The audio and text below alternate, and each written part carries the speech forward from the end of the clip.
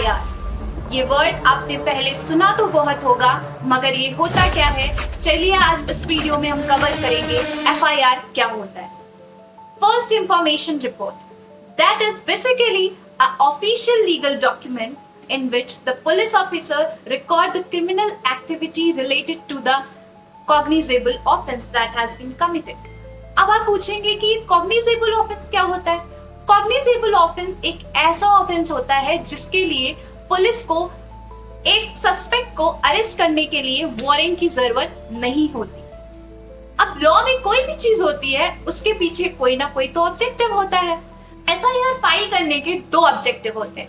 पहला तो सारी इंफॉर्मेशन को रिकॉर्ड करना जो कि रिलेवेंट हो उस क्रिमिनल एक्टिविटी और उस ऑफेंस से related.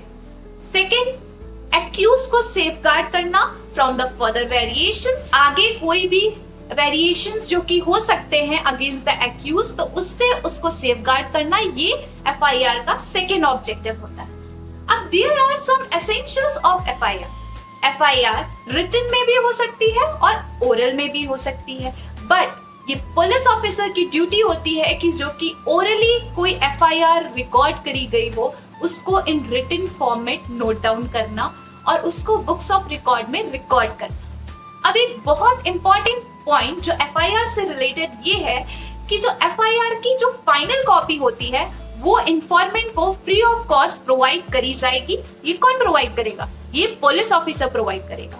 But if there is a case where police officer asks for any money for providing the copy of the FIR, then that person has the right to file a complaint against that particular police officer।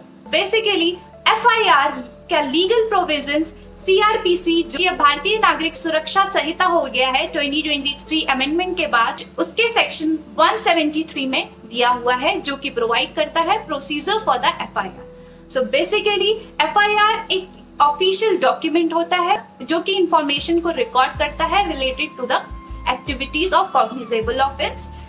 ये written और oral दोनों में हो सकता है।